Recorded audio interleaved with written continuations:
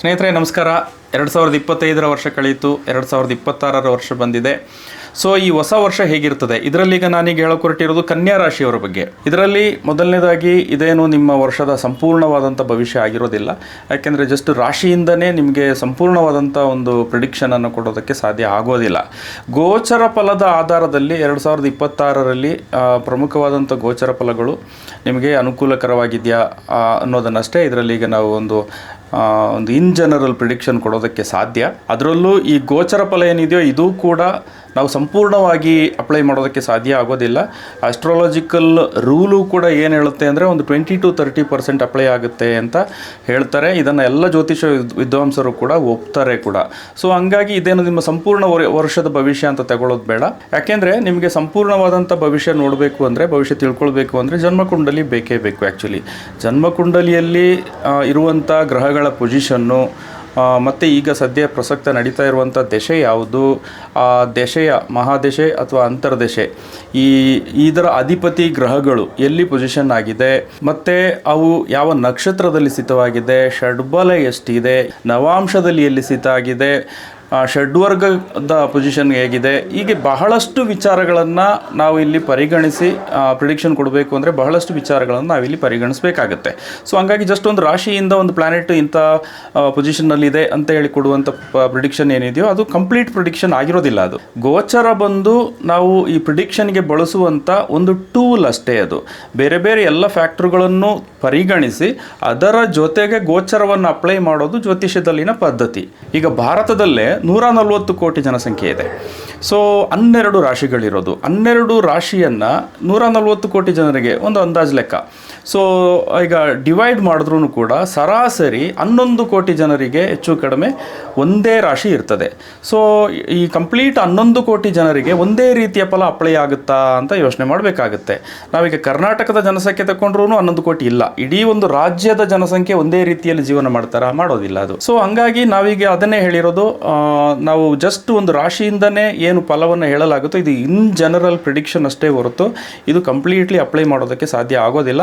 ಆದರೆ ಗೋಚರ ಹೇಗಿದೆ ಅನ್ನೋದನ್ನಷ್ಟೇ ಇಲ್ಲಿ ಪ್ರಿಡಿಕ್ಷನ್ ಮಾಡ್ಬೋದು. ಇನ್ನು ಗೋಚರದ ವಿಚಾರಕ್ಕೆ ಬರೋದಾದರೆ ಇಲ್ಲಿ ಪ್ರಧಾನವಾಗಿ ಶನಿ ಮತ್ತು ಗುರು ಈ 2 ಗ್ರಹಗಳನ್ನೇ ಪ್ರಧಾನವಾಗಿ ತಗೊಳ್ಳೋದು. ಯಾಕೆಂದರೆ ಉಳಿದ ಗ್ರಹಗಳು ಪ್ರತಿ ತಿಂಗಳು ಬದಲಾಗುತ್ತೆ, ಪ್ರತಿ ತಿಂಗಳು ರಾಶಿ ಬದಲಿಸ್ತವೆ, ಇಲ್ಲ ಅಂದರೆ 1.5 ತಿಂಗಳಿಗೆ ಒಂದ್ಸಲ ರಾಶಿ ಬದಲಿಸ್ತವೆ. ಸೊ ಹಂಗಾಗಿ ಅದನ್ನು ನೀವು ವಾರ್ಷಿಕ ಪ್ರಿಡಿಕ್ಷನ್ಗೆ ಅದನ್ನು ಅಪ್ಲೈ ಮಾಡಲಿಕ್ಕೆ ಆಗೋದಿಲ್ಲ.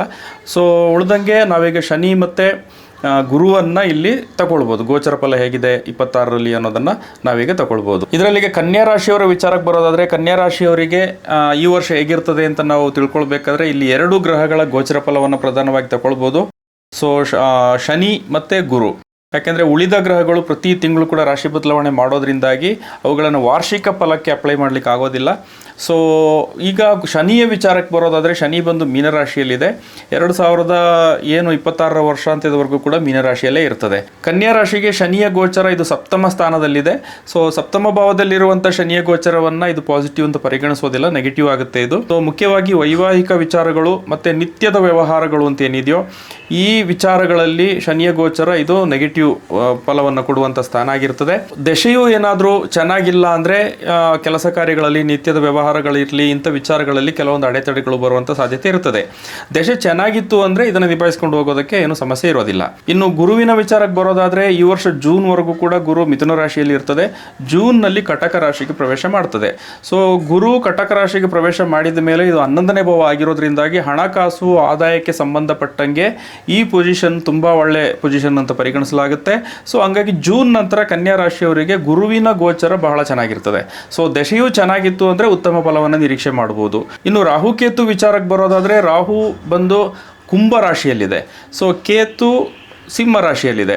ಸೊ ರಾಹುವಿನ ಪೊಸಿಷನ್ ಏನಿದೆಯೋ, ಕುಂಭರಾಶಿಯಲ್ಲಿರುವಂಥ ರಾಹುವಿನ ಪೊಸಿಷನ್ ಏನಿದೆಯೋ ಇದು ಕನ್ಯಾ ರಾಶಿಯವರಿಗೆ ಪಾಸಿಟಿವ್ ಪೊಸಿಷನ್ ಅಂತ ಪರಿಗಣಿಸಲಾಗುತ್ತೆ. ಕೇತು ಬಂದು 12ನೇ ಭಾವ ಆಗಿರೋದ್ರಿಂದಾಗಿ ಕೇತುವಿನ ಪೊಸಿಷನ್ ನೆಗೆಟಿವ್ ಆಗುತ್ತೆ. ಸೊ ರಾಹು ಬಂದು ಏನು ಪಾಸಿಟಿವ್ ಪೊಸಿಷನ್ನಲ್ಲಿ ಇರೋದ್ರಿಂದಾಗಿ ಇದು 6ನೇ ಭಾವ. 6ನೇ ಭಾವ ಅಂದರೆ ನೀವು ಏನು ಸ್ಟ್ರಗಲ್ ಮಾಡಿ ಮಾಡುವಂಥ ಕೆಲಸಗಳು ಅಂತ ಏನಿದೆಯೋ ಇದಕ್ಕೆಲ್ಲ ನಿಮಗೆ ಒಳ್ಳೆ ಫಲ ಸಿಗುವಂಥ ಸಾಧ್ಯತೆ ಇರ್ತದೆ.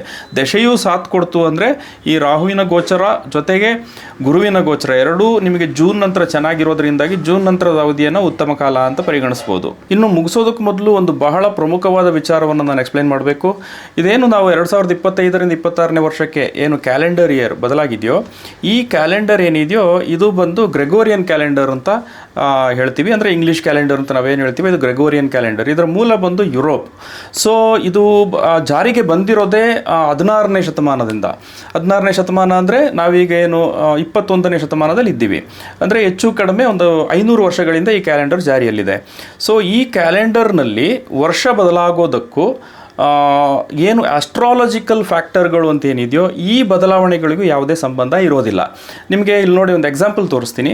ಇದು 2025ರ ಡಿಸೆಂಬರ್ 31ರ ಪ್ಲಾನೆಟರಿ ಪೊಸಿಷನ್ಸ್. ಓಕೆ, ಇದರ ಪಕ್ಕದಲ್ಲಿರೋದು 2026ರ ಜನವರಿ 1ನೇ ತಾರೀಕು, ಅಂದರೆ ಹೊಸ ವರ್ಷದ ಮೊದಲ ದಿನದ ಪ್ಲಾನೆಟರಿ ಪೊಸಿಷನ್ಸ್.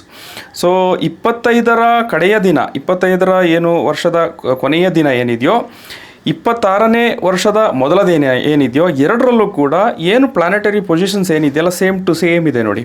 ಚಂದ್ರ ಸಾಮಾನ್ಯವಾಗಿ 2.5 ದಿನಕ್ಕೆ ಒಂದ್ಸಲ ರಾಶಿ ಬದಲಾವಣೆ ಮಾಡ್ತದೆ. ಆದರೆ ಇಲ್ಲಿ ಚಂದ್ರನೂ ಕೂಡ ವೃಷಭ ರಾಶಿಯಲ್ಲೇ ಇದೆ. ನೀವೀಗ 31ನೇ ತಾರೀಕಿಗೂ ವೃಷಭ ರಾಶಿಯಲ್ಲಿದೆ, 1ನೇ ತಾರೀಕಿಗೂ ವೃಷಭ ರಾಶಿಯಲ್ಲೇ ಇದೆ. ಅಂದರೆ ಚಂದ್ರ ಕೂಡ ರಾಶಿ ಬದಲಾವಣೆ ಮಾಡಿಲ್ಲ.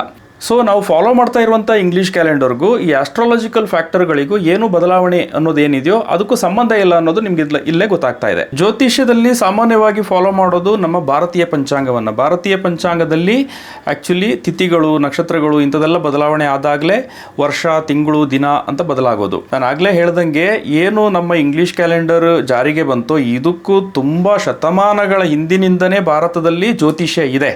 ಸೊ ಈ ಜ್ಯೋತಿಷ್ಯ ಬಂದು ಆವಾಗಲಿಂದನೂ ಫಾಲೋ ಮಾಡ್ತಾ ಬಂದಿರೋದು ಏನು ತಿಥಿ ನಕ್ಷತ್ರಗಳ ಬದಲಾವಣೆ ಅಂತ ಏನಿದೆಯೋ ಇದರ ಆಧಾರದಲ್ಲಿರುವಂಥ ಭಾರತೀಯ ಪಂಚಾಂಗವನ್ನು.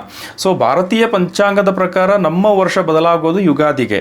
ಸೊ ಅದರಂತೆ ನಮ್ಮ ಹೊಸ ವರ್ಷ ಬದಲಾವಣೆ ಆಗೋದು ಕೂಡ ಭಾರತದಲ್ಲಿ ಬದಲಾವಣೆ ಆಗೋದು ಯುಗಾದಿಗೇನೆ ಹೊಸ ವರ್ಷ ಅಂತ ನಾವು ಪರಿಗಣಿಸಬೇಕಾಗುತ್ತೆ. ಸೂರ್ಯ ಮತ್ತು ಚಂದ್ರರ ಚಲನೆಯ ಆಧಾರದಲ್ಲಿ ಈ ಪಂಚಾಂಗ ವರ್ಕ್ ಆಗುತ್ತೆ. ಸೊ ಅದನ್ನೇ ಇಲ್ಲಿ ನಾವು ಜ್ಯೋತಿಷ್ಯ ಶಾಸ್ತ್ರದಲ್ಲಿ ಅನ್ವಯಿಸ್ತಾ ಬಂದಿರೋದು. ಆದರೂ ಕೂಡ 2026ನೇ ಕ್ಯಾಲೆಂಡರ್ ವರ್ಷದಲ್ಲಿ ಪರಿಸ್ಥಿತಿಗಳು ಅನುಕೂಲಕರವಾಗಿದೆಯೋ ಇಲ್ವೋ ಅನ್ನೋದನ್ನು ಇನ್ ಜನರಲ್ ನಾವಿಲ್ಲಿ ತಗೊಳ್ಬೋದು. ಸೊ 2026ನೇ ವರ್ಷ ಏನಿದೆಯೋ ಪ್ರತಿಯೊಬ್ಬರಿಗೂ ಒಳ್ಳೆಯ ವರ್ಷವಾಗಿರಲಿ, ಪ್ರತಿಯೊಬ್ಬರ ಕನಸು ಈಡೇರಲಿ, ಬದುಕು ಹಸನಾಗಲಿ. ಸರ್ವೇ ಜನ ಸುಖಿನೋ ಭವಂತು. ನಮಸ್ಕಾರ.